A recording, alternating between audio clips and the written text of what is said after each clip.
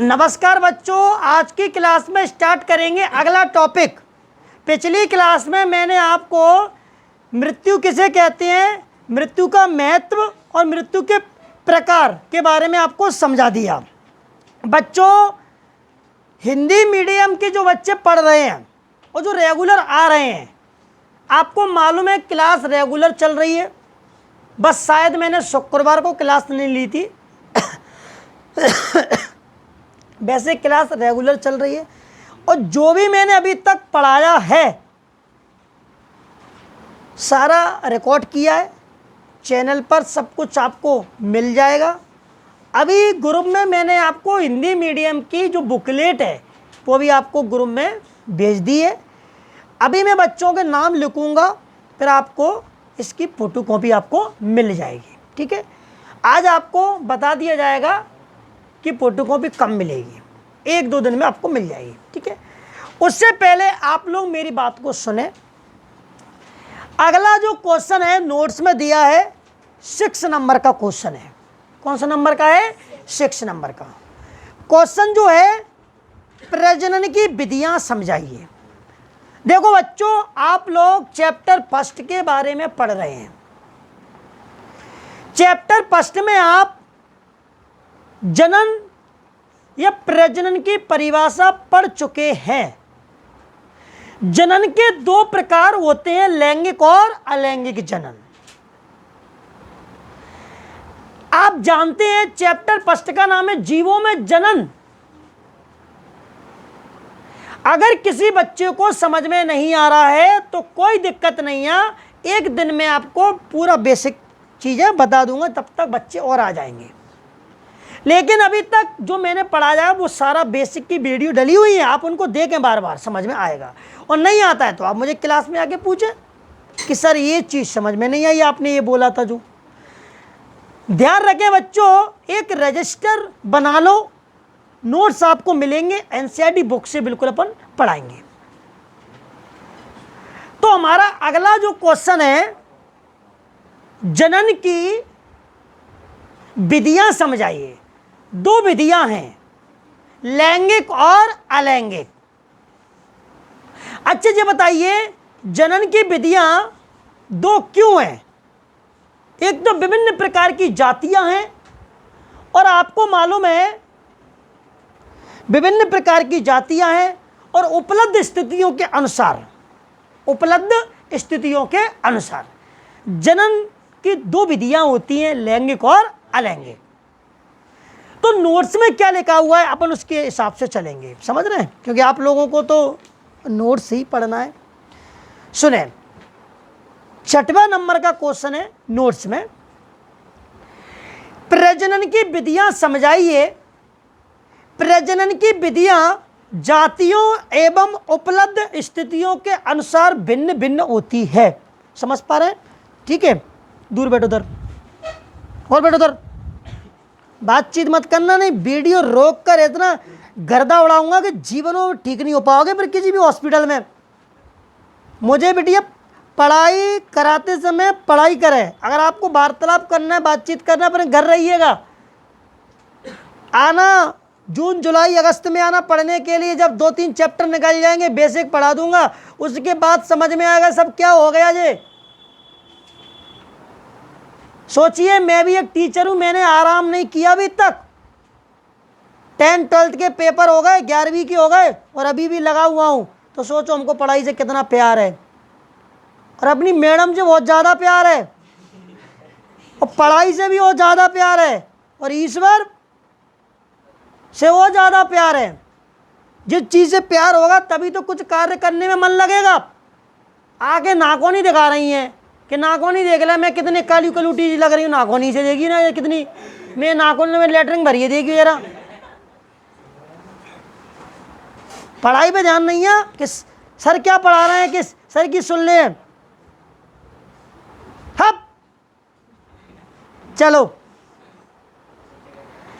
प्रजनन की विधियां जातियों एवं उपलब्ध स्थितियों के अनुसार भिन्न भिन्न होती है। जीवों में प्रजनन मूल रूप से 2 प्रकार का होता है, ध्यान देना बच्चों, प्रजनन दो प्रकार के क्यों होता है, मैंने पहला क्वेश्चन में पढ़ाया था, युग्मकों की उपस्थिति और अनुपस्थिति के आधार पर। सबसे पहले पढ़ेंगे अलैंगिक प्रजनन, फिर पढ़ेंगे लैंगिक प्रजनन। समझ गए? अलैंगिक प्रजनन जो कि मैंने आपको इतना सारा पढ़ा दिया, वही फिर क्वेश्चन आ गया फिर से। क्या लिखा है? ऐसा प्रजनन जिसमें युग्मकों का निर्माण और संयुग्मन नहीं होता। मैंने बताया था अलैंगिक प्रजनन में ना तो युग्मक बनते हैं और ना ही निर्माण, मतलब युग्मक ना तो बनते हैं, मतलब युग्मक का निर्माण भी नहीं होता और युग्मक का संयुग्मन भी नहीं होता। संयुग्मन मतलब युग्मक मिलते ही नहीं हैं। अलैंगिक प्रजनन कहलाता है। अलैंगिक प्रजनन मुख्य रूप से पौधों, किसमें देखने को मिलता है भैया? पौधों और आकशेरुकी जंतुओं, जानते हो? ऐसे जंतु, ऐसे प्राणी जिनमें रीढ़ की हड्डी नहीं होती है। क्या नहीं होती है? रीढ़ की हड्डी। 11th क्लास का चौथा चैप्टर भूल गए, जंतु जगत, वहाँ आपको मैंने पढ़ाया था। आकशेरुकी जंतु पोरीफेरा बताए थे, सिलेंडेटा बताए थे, टीनोफोरा बताए थे, प्लेटी एलिमेंथिस, एस्किलिमेंथिस, आर्थ्रोपोडा, मोलस्का, एनिलिडा, भूल गए क्या? तो कहने का मतलब ये है कि भैया आकशेरुकी जंतुओं जैसे कौन है? पोरीफेरेंस, पोरीफेरा कहते हैं, एनिलिडा, एनिलिड्स भी बोलते हैं, ठीक है, आदि में पाया जाता है। ये तो संघ के नाम है, संघ मतलब फाइलम का नाम लिखा है, एनिलिडा, पोरीफेरा, इनके अंदर आते हैं। समझ पा रहे हैं? चलिए अब आ जाओ लैंगिक प्रजनन। इस प्रकार के प्रजनन में युग्मकों का निर्माण होता है और संयुग्मन भी होता है, क्योंकि लैंगिक प्रजनन में दो जनक भाग लेते हैं। मालूम है तुम्हें? नर और मादा। अलैंगिक में केवल एक ही लेता है। चलिए, अच्छा, उच्च श्रेणी के पौधों जैसे आवर्तबीजी पौधों में प्रजनन मुख्यतः लैंगिक विधि के द्वारा होता है। 11th क्लास का चैप्टर 3 पादप जगत, वहाँ आपने पढ़ा होगा 5 वर्ग, 5 क्लास है जहाँ पेड़ पौधों को वर्गीकरण किया गया है मोटा मोटा। शैवाल, ब्रायोपाटा, टेरिडोपाटा, अनावर्तबीजी, आवर्तबीजी। आवर्तबीजी पौधे क्या होते हैं? ऐसे पेड़ पौधे जिनके बीजों पर आवरण पाया जाता है, उन्हें आवर्तबीजी पौधे कहते हैं। आवर्तबीजी पादपों को हम पुष्पीय पादप भी कहते हैं। ऐसे पेड़ पौधे जिनमें पुष्प पाया जाता है उन्हें पुष्पीय पौधे भी कहते हैं। ध्यान रखना, 2nd चैप्टर इसी के ऊपर है, पुष्पीय पौधों में लैंगिक जनन। तो पुष्पीय पौधे कौन? आवर्तबीजी पौधे। तो जो लैंगिक जनन है, उच्च श्रेणी के पौधे कौन है? आवर्तबीजी पौधे। चलिए, तो प्रजनन मुख्यतः लैंगिक विधि के द्वारा होता है, क्योंकि इनमें पुष्प होता है। पुष्प में जनन अंग होते हैं, नर और मादा। नर का नाम मालूम है क्या? पुंकेसर। मादा का नाम मालूम है? अंडप। स्त्री केसर कहते हैं उसको अपन। तो ये सब पढ़ेंगे, पुष्प की संरचना वगैरह सब समझेंगे। चलिए, अब इसके बाद 7 नंबर का क्वेश्चन है, अलैंगिक प्रजनन की परिभाषा और लक्षण लिखिए। वैसे अपन पढ़ चुके हैं बेसिक में, फिर भी अपन उसको जान रहे हैं अब, जिससे अपन को जल्दी याद हो जाएगा। अलैंगिक प्रजनन, ऐसा प्रजनन जिसमें युग्मकों का निर्माण और संयुग्मन नहीं होता, अलैंगिक प्रजनन कहलाता है। अलैंगिक प्रजनन मुख्य रूप से पौधों और आकशेरुकी, ठीक है, जंतुओं में पाया जाता है। आकशेरुकी का मतलब होता है बिना कशेरुक दंड वाले, ठीक है, प्राणी या जंतु। अलैंगिक प्रजनन से उत्पन्न संतानों को क्लोन कहते हैं। मैंने आपको ये भी बताया था। क्लोन क्या होता है? अलैंगिक प्रजनन के द्वारा पैदा हुई संतानों को हम क्लोन कहते हैं। क्यों कहते हैं? क्योंकि जो अलैंगिक प्रजनन के द्वारा संतानें पैदा होती हैं वो अपने माता पिता से, समझ पा रहे हैं, अपने जनकों से आनुवंशिक रूप से और आकारिक रूप से समान होती हैं। समझ गए? इसलिए ऐसी संतानों को क्लोन कहते हैं और प्रत्येक क्लोन को रेमिट कहते हैं। जैसे कि मान के चलिए एक कोई पेरेंट्स है, इससे भैया 1 2 3 4 5 इस पूरी की पूरी संतानें क्लोन है। क्या है ये? क्लोन। और ये पूरी की पूरी ये कोई जनक कोशिका है। कौन है भैया? ये जनक कोशिका है ये। और इससे जो पैदा हुए हैं इन्हें सबको क्लोन कहेंगे, क्योंकि ये सारी संतानें इस जनक से आनुवंशिक रूप से और आकारिक रूप से समान है। आकार की मतलब बाहरी लक्षण, आनुवंशिक मतलब आनुवंशिक पदार्थ, समझ गए, इन सबको क्लोन कहेंगे, लेकिन प्रत्येक को क्या बोलेंगे, रेमेट, क्या बोलेंगे, रेमेट कहेंगे। चलिए अब इसके बाद लक्षण क्या है जरा सुने, इसके निम्न लक्षण हैं, किसके, अलैंगिक जनन के, जरा सुने।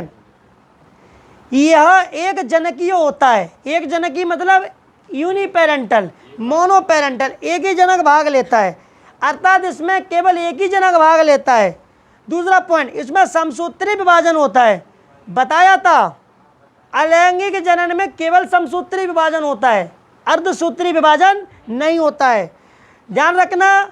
तीसरा पॉइंट, इसके द्वारा उत्पन्न संतान आनुवंशिक रूप से जनक के समान होती हैं।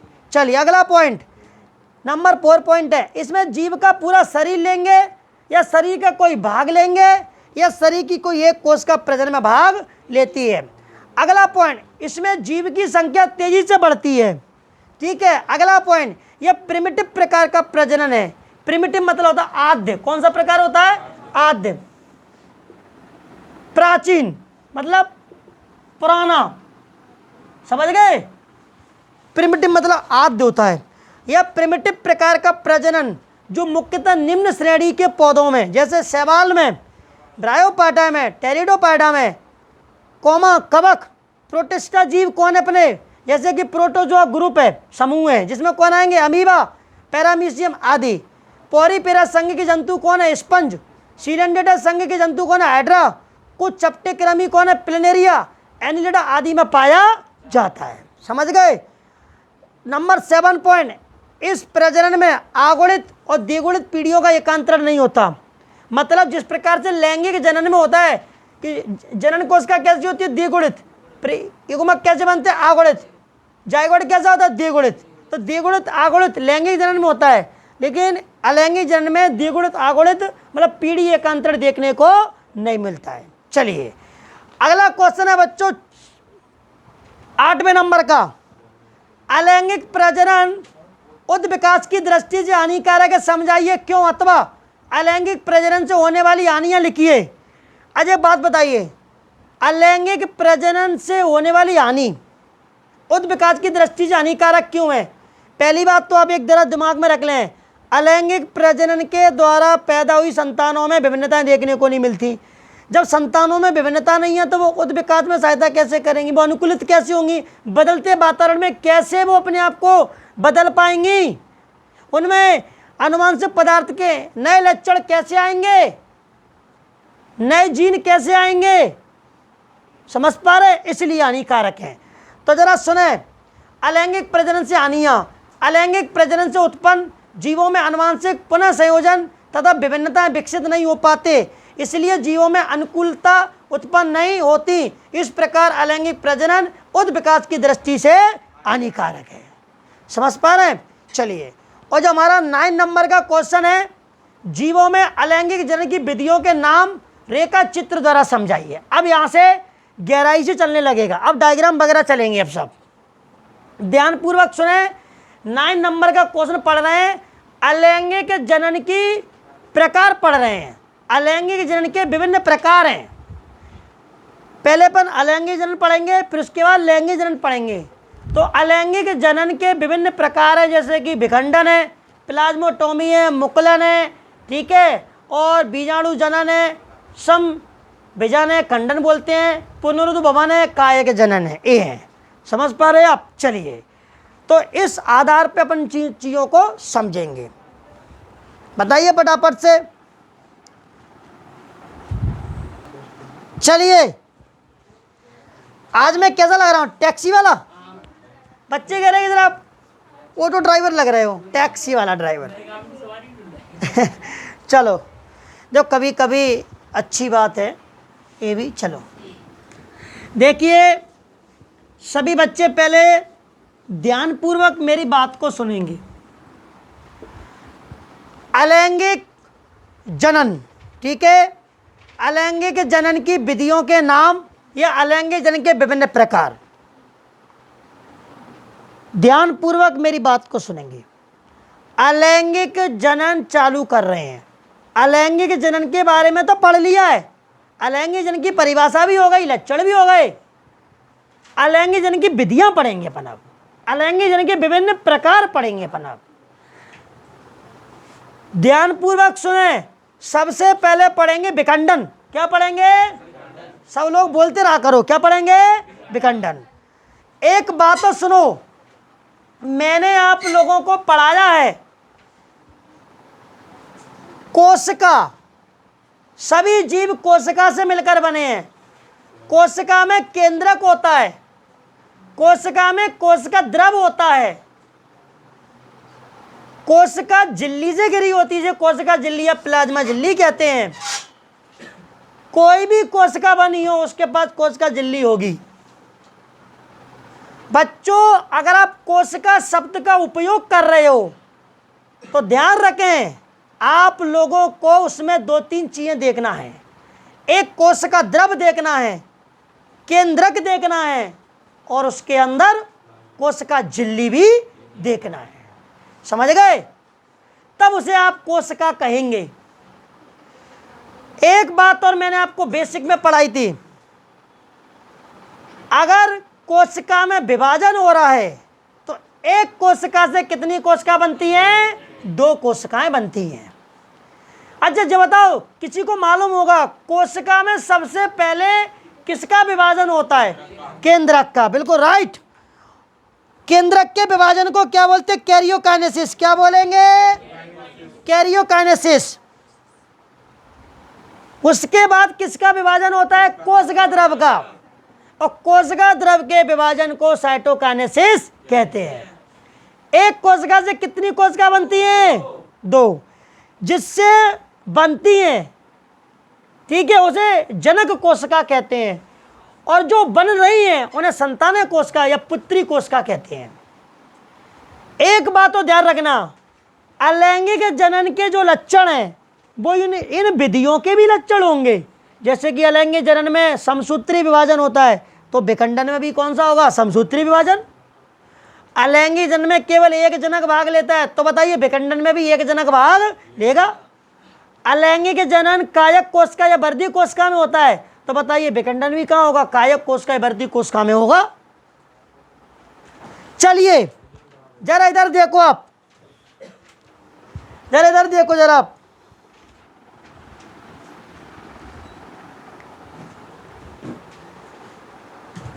इधर सुनो बच्चों। ये कोई कोशिका है, जनक कोशिका है, जो केंद्रक है। इसमें कोशिका द्रव भरा हुआ है, एक कोशिका झिल्ली है। बिल्कुल बोर्ड पे ध्यान से सुनना, मैं लिख नहीं रहा हूं, लेकिन कोशिका झिल्ली, कोशिका द्रव, केंद्रक। कौन सी कोशिका भैया? ये जनक कोशिका। इसमें कौन सा विभाजन होगा? समसूत्री विभाजन होगा। बताओ सबसे पहले कौन विभाजन करेगा? केंद्रक। कौन करेगा भैया जी? केंद्रक।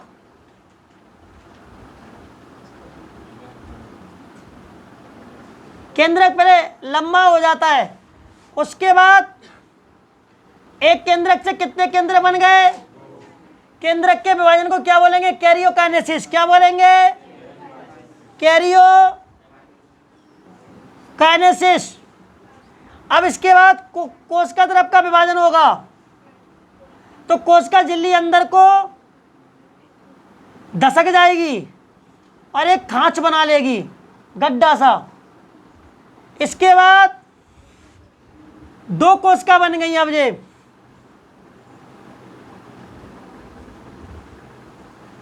इन दोनों कोशिका को संतान है, संतान कोशिका या पुत्री कोशिका।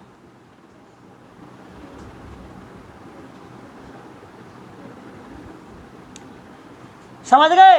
दोनों कैसी बनेंगी? लगभग समान। कैसी बनेंगी ये?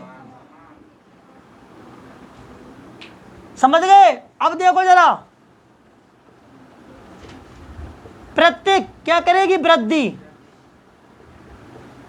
वृद्धि करके एक कोई जीव बनेगा और फिर वो ऐसा लगेगा जनक कोशिका जैसा। कैसा लगेगा?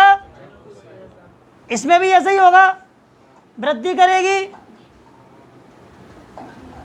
एक क्या बनेगी, जीव, या व्यक्तिगत कह सकते हैं, क्या कह सकते हैं, व्यक्तिगत या जीव। कैसा दिखेगा, जनक कोशिका जैसा। ठीक है, फिर से वही विभाजन चालू फिर हो जाएगा। तो बताइए ये विखंडन है, क्या है ये, क्या पढ़ रहे हैं पंजे भैया, विखंडन। संधि विच्छेद करें, विधन खंडन। बी का मतलब निकलना, खंडन का मतलब खंड के रूप में निकलना, टुकड़े के रूप में निकलना। तो कोशिका टुकड़ों के रूप में निकलती है, कोशिका के टुकड़े हो जाते हैं दो, खंड बन जाते हैं दो, दोनों लगभग समान आकार के बनते हैं, तभी तो नाम पड़ गया विखंडन। क्या पड़ गया, विखंडन। समझ गए। और ऐसा आपको कहां मिलेगा, एक कोश के जीवों में। किसमें मिलेगा, एक कोशिकीय जीव। जैसे कौन है, जीवाणु। कौन है भैया, जीवाणु लिख दो। और हमारे प्रोटोजोआ, कौन है भैया, प्रोटोजोआ। इसमें कौन आते हैं, अमीबा, पैरामीशियम और यूग्लिना। समझ गए। तो आपने क्या समझा, जनक कोशिका ठीक है समसूत्री विभाजन के द्वारा दो समान लगभग कोशिकाओं में और संतानों में विभाजित हो जाती है, इसे विखंडन कहते हैं। और प्रत्येक जो संतान है वृद्धि करके व्यक्तिगत जीव का निर्माण करती है, जो कि जनक कोशिका जैसा दिखता है। एक कोश के जीवों में ये देखने को मिलता है, जैसे कि जीवाणु है और हमारे प्रोटोजोआ समूह है, इसमें 3 जीव आते हैं, अमीबा, पैरामीशियम, यूग्लिना। आते तो और भी है लेकिन इंपोर्टेंट 3 ही है। ये अलैंगिक जनन की विधि है। लैंगिक जनन का तो रोल ही नहीं चल रहा अभी यहाँ पे। अलैंगिक जनन की ये मोस्ट कॉमन विधि है, सामान्य विधि है ये। समझ गए, पढ़ के सुनाऊंगे आप। देखो क्या लिखा है, विखंडन किसे कहते हैं, इसके प्रकार का वर्णन करो। इस विधि में जनक का शरीर 2 समान भागों में बढ़ जाता है, प्रत्येक भाग वृद्धि करके जनक के समान नए जीवों का निर्माण करता है। विखंडन द्वारा अलैंगिक जनन एक कोश के जीवों जैसे जीवाणुओं, प्रोटोजोन्स में जनन की सबसे सामान्य विधि है। अब पढ़ेंगे विखंडन के प्रकार। क्या पढ़ेंगे, तो बताओ, संततियों अथवा पुत्री कोशिकाओं की संख्या के आधार पर विखंडन 2 प्रकार का होता है। संतति मतलब संतान, पुत्री कोशिका बोल दो, उनकी संख्या के आधार पर विखंडन कितने प्रकार का होता है, 2। एक होता है द्विखंडन, एक होता है बहुखंडन। अगर एक कोशिका से 2 कोशिका बन रही है तो ये कौन सा हो जाएगा, द्विखंडन। कौन सा हो जाएगा, द्विखंडन। ऐसा अमीबा में देखने को मिलता है, जीवाणुओं में मिलता है, पैरामीशियम में मिलता है, यूग्लिना में मिलता है। और सीरेशियम जो एक डायनोप्लेजिलेट्स है, 11th क्लास के बायोलॉजी में चैप्टर 3 में है, सेकंड चैप्टर में डायनोप्लेजिलेट्स। तो ध्यान से सुने, द्विखंडन के बारे में क्या है, डायग्राम भी दिया नोट्स में, आपको एक बार उस पर प्रोजेक्टर पे बता दूंगा अपना डायग्राम, पहले एक बार समझ लो।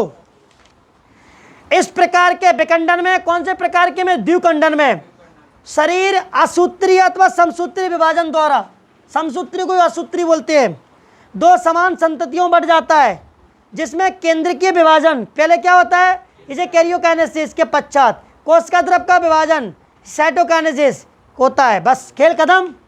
और उदाहरण लिख देना, अमीबा, पैरामीशियम, यूग्लिना, सीरेशियम आदि।